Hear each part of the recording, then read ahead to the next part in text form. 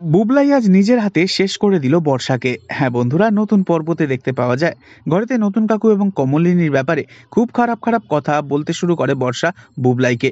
তবে এই সমস্ত কথা নিজের কানে কিছুতে মেনে নিতে পারে না বুবলাই।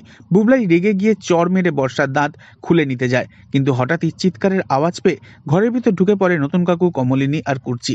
তখনই কমলিনী বুবলাইকে শান্ত হতে বলে আর বলে, ও আমার সম্পর্কে যা বলার তাই বলুক।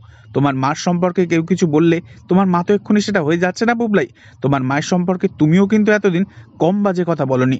তখন বুবলাই বলে, আমি যাই খুশি বলে থাকি না কেন, ও এখন যে কথাগুলো বলছে সেগুলোর সাথে আমি কোনোভাবে একমত নই।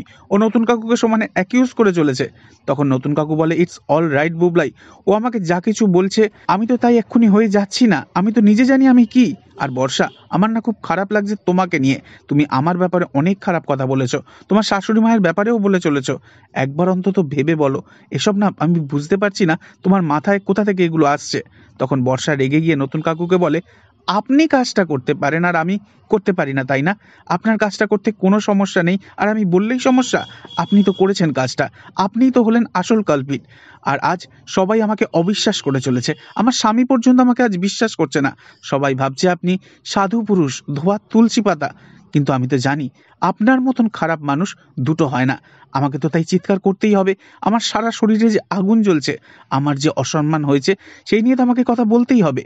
তখন কমলিনী বর্ষাকে চুপ করতে বলে, আর উল্টে কমলিনীকে বর্ষা বলে, আপনি চুপ করুন, আপনি একটা চরিত্রহীন মহিলা কোথাকার। এ কথা শুনে তো বুবলাই অসম্ভব রেগে যায় আর তেড়ে আসে, দু হাত দিয়ে বর্ষার গলাটা টিপে ধরে। তখন নতুন কাকু আর কমলিনী মিলে বুবলাই বলে চিৎকার দিয়ে বুবলাইকে থামিয়ে দেয়।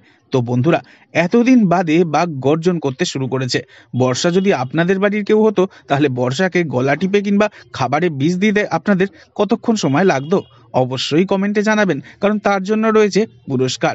ধন্যবাদ।